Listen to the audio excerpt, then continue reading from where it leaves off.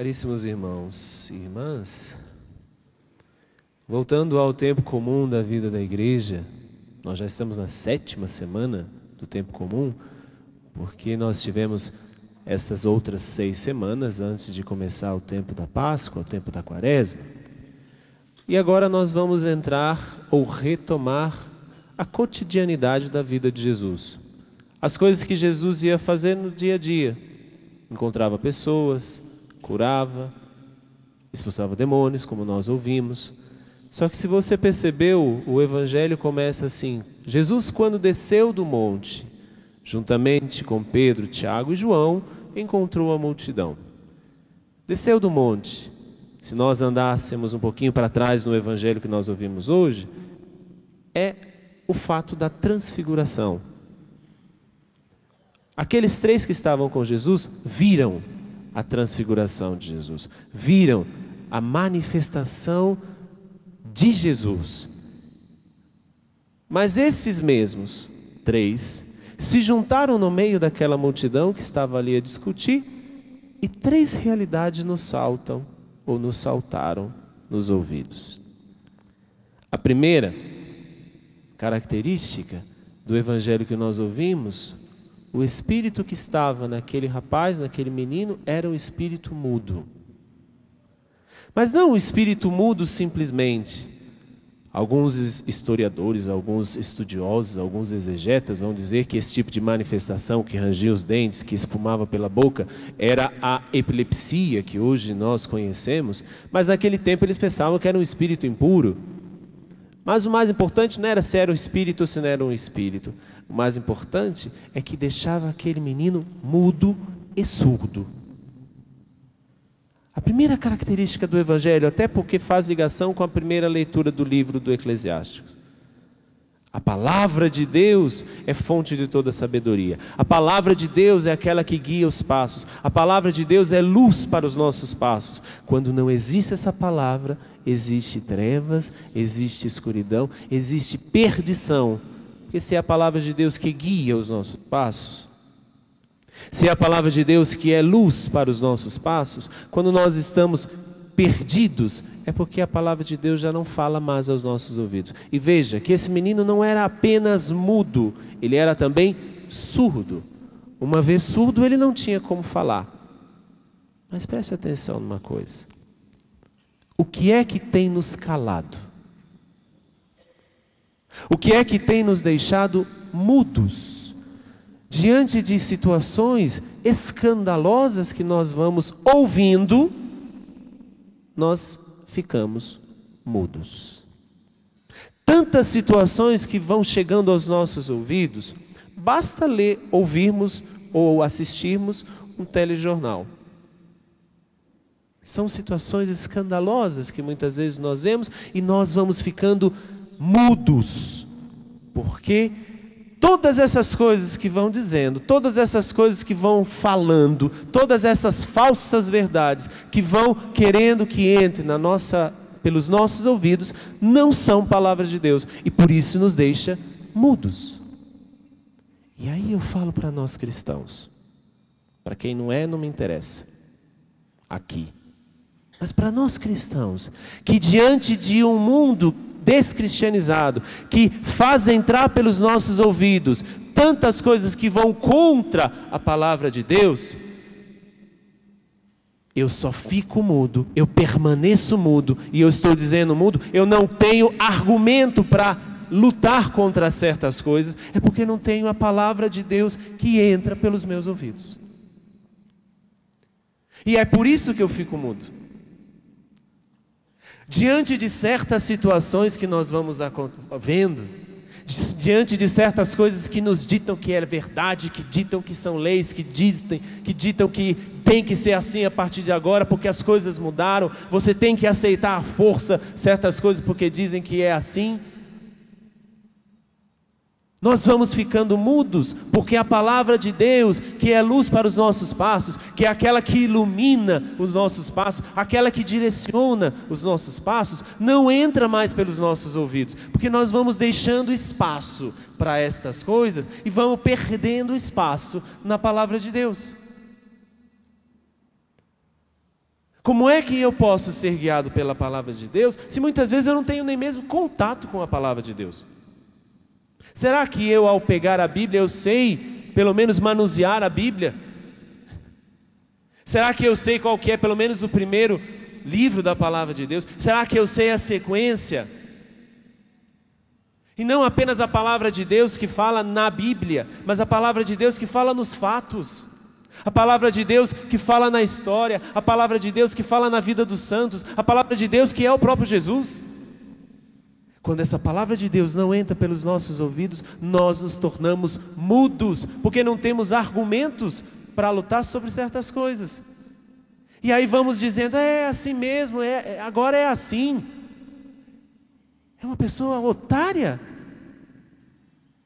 que se deixa levar por essas coisas, que entram pelos ouvidos e vai dizer, não, é assim mesmo, agora é assim, as coisas devem ser assim, eu devo aceitar isso porque é dessa forma.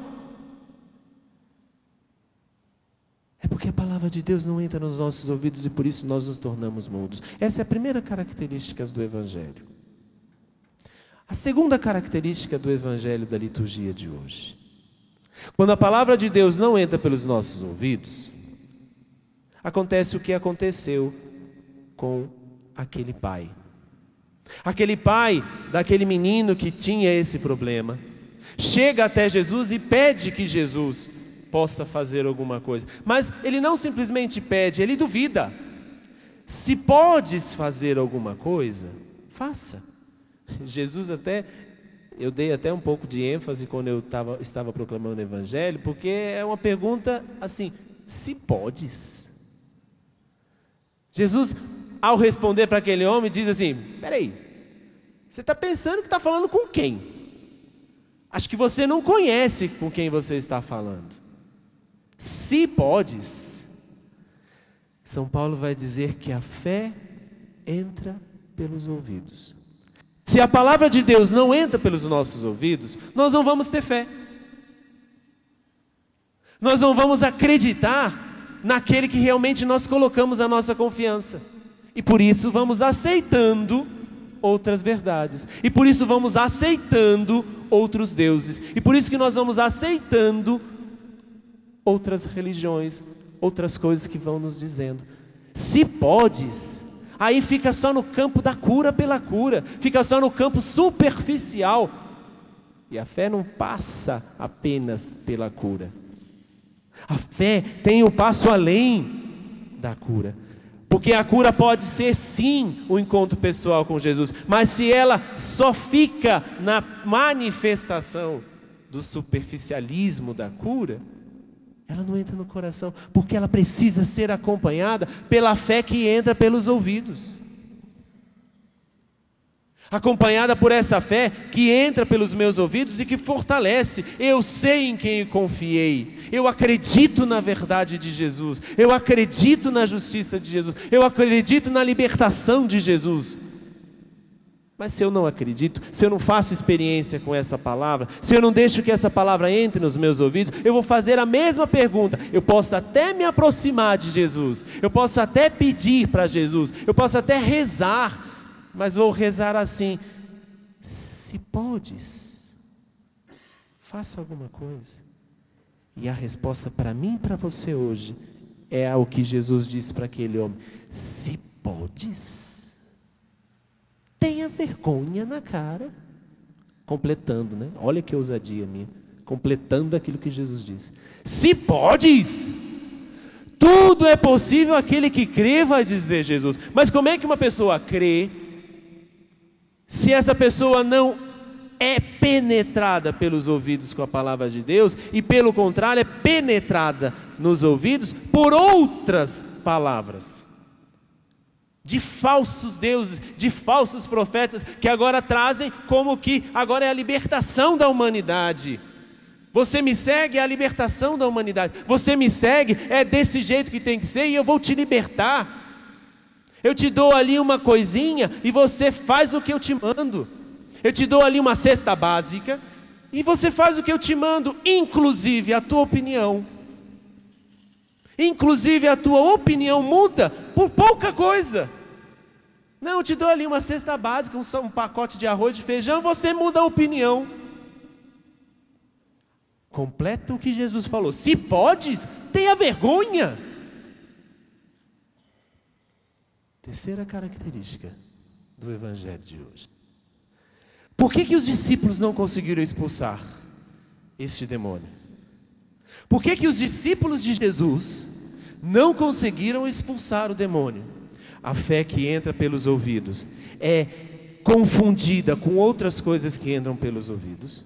Ou seja, a palavra de Deus não entra. Veja que esses discípulos desciam do monte, tinham visto Jesus sendo transfigurado, mas depois, quando eles vão para o canto, quando eles vão para casa, eles vão falar para Jesus: mas por que nós não conseguimos expulsar o demônio?